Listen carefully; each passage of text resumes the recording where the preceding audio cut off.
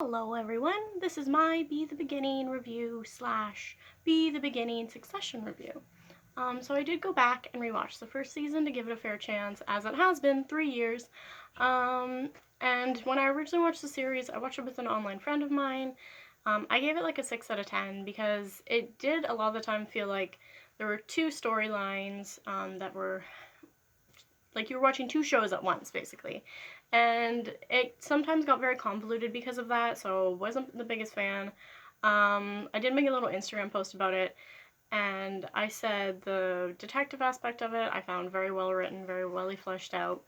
But I feel like the folklore side and supernatural side had a lot of issues. And I love supernatural anime and folklore. I'm a huge mythology fan, so I was kind of disappointed. Also, when I rewatched it, a lot of the characters on that side of the story I didn't really care about. I felt like they were very well known, or I simply found them boring.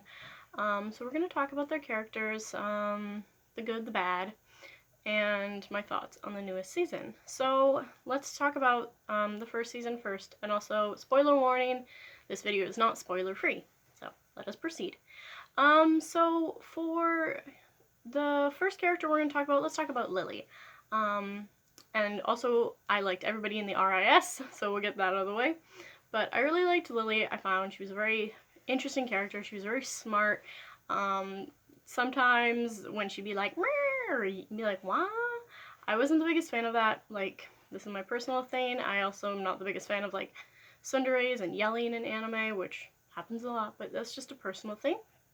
Another thing I liked was when she'd have to kind of figure out Keith's, like, little things to find him, or, like, figure stuff out or do one up on him, and I found that really cool. She's very smart. I liked seeing when she'd kind of be, like, in the zone, and I found that very interesting, and overall I really liked her character.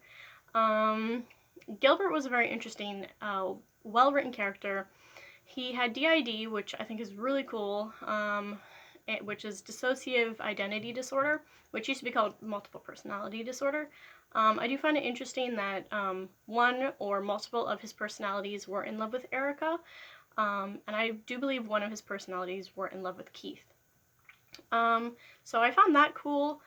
And in the end, Gilbert did get what he wanted, which was that final look on Keith's face. So he did win in the end, and even though, you know, he's dead now, but he did get his way. Keith. I like his character, but, and this is a personal thing, and I know culturally it's different, I'm just a wee Canadian, but I feel like I'm kind of sick and tired of the whole trope in anime, like, incest, siblings in love with each other, and yes, they're like, oh no, she's adopted. It's like, I feel like they threw that in there, but I feel like it has to do with, in Japan, how, like, sibling and family relationships are.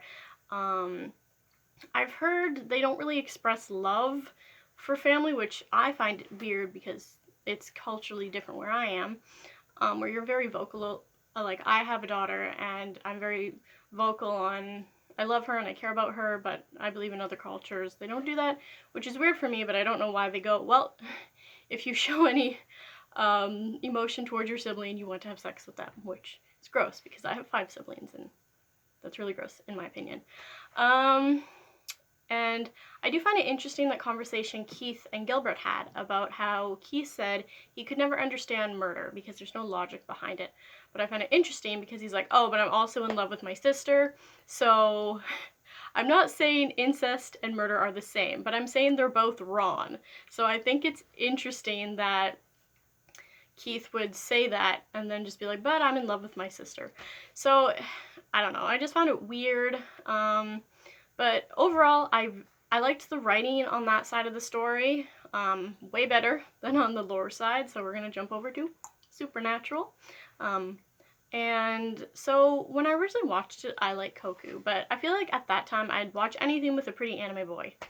And I find Koku's, I don't know, I find his character confusing. You don't really know what he wants to do. So when this first season aired, and it first started, he was killing vigilantes that turned out to be Reggies that killed his family and the other experimented children So I'm like, okay, it's revenge. He wants to kill those who killed his family. Kind of like they're kind of all siblings, really, in my opinion, because it's kind of like a giant family. We don't really know how they're born. They're created. We don't really know how it happens. But anyways, but for me, what doesn't make sense is in season 2, when we find out the king was responsible for it, and then they're like, nah, we're gonna help the king. It's like, no, fuck the king. He ordered first, like, these children to be created, and then he's like, nah, I'm gonna get them all murdered. Like, I don't care about the king. Please kill the king. And I know there's only 6 episodes out right now, and I was very disappointed with that because I believe season 1 should have been 24 episodes, and the fact that season 2 took 3 years and was only 6. I'm not complaining about the wait, I'm just saying they could have just waited another year and maybe done the full season release, you know? Plus, I feel like the animation was lower quality in the second season. Like, I know in season 1 there were parts that were kind of iffy, usually when they were just walking or standing in town or crowds, but the fight scenes, quite a few of them, were very well done. Like, I love the fight with Izanami, but I am a big fan of Izanami. I also didn't like the kind of unhealthy attachment and obsession between Yuna and Koku, especially if I find Yuna to have as much personality as a piece of wet toast. Like, and Lily is a very well-written female character, and you give me Yuna, and she's just very boring, and I don't know why Koku's so obsessed with her. Like, if he wants to protect them, but he's also like, oh, fuck the other people that were in the institution with me. Yuna is all I need. And it just kind of makes him boring, and Yuna I find very boring. On the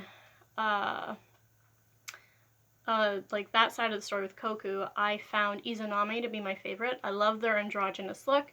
The fact that they gave up their leg for Koku was, like, shows that they really care, but I found them the best character. That's why I was very happy to see them in season 2. I liked their costume in season 1 a little bit better. I liked the flowy skirt. I know it's flowy pants this time and like a corset, but I just really like Izanami's androgynous look. I am a fan of androgynous characters. Like, I love Krona from Soul Eater.